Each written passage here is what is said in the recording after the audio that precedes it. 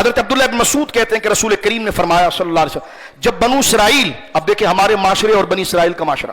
جب بنی اسرائیل میں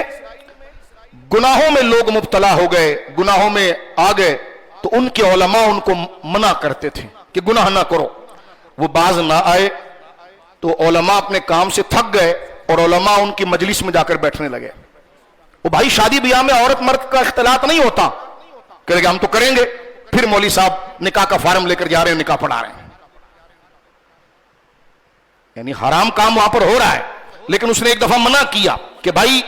ایسی جگہ پر جائز نہیں جہاں عورت مرد ایک ساتھ بیٹھیں، لیکن پھر دیکھا کہ جناب حضرت صاحب ناراض ہو جائیں گے، برادری کے بڑے کہ آپ نکاح پڑھانے نہیں آئے، آپ ہماری مسجد کے خطیب ہیں۔ ابے میں خطیب ہوں تیری مسجد کا، تو میں بندہ پہلے خدا کا ہوں،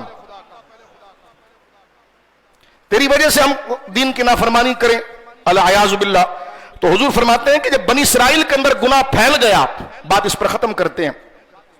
تو ان کے علماء پہلے ان کو منع کرتے تھے کہ باز رہیں، وہ باز نہ آئے، لوگ برائی سے باز نہ آئے،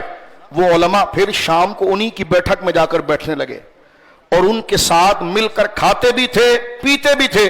اللہ تعالیٰ نے ان کے دلوں کو بھی، ان علماء کے دلوں کو بھی ان بدماشوں کی طرح کر دیا،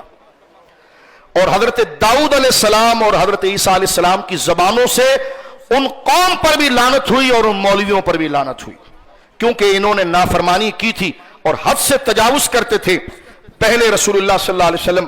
تکیے لگا کر، حضور جب یہ بات کر رہے تھے تو حضور نے ٹیک لگائی ہوئی تھی، پھر حضور اٹھ کر بیٹھ گئے، یعنی تکیہ حضور نے چھوڑ دیا، اور سرکار دو عالم صلی اللہ علیہ وسلم فرمایا کہ قسم ہے اس ذات کی جس کے قبض قدرت میں میری جان ہے، حتیٰ کہ کوئی اپنی خواہش کو اتباع حق پر جب تک لازم نہ کر لے، یعنی وہ اپنی سہولیات کو دین کے اوپر لازم کر لے کہ جو دین کہے گا وہی میری سہولت ہوگی، اور جو دین کہے گا میں اسی پر کامیاب رہوں گا۔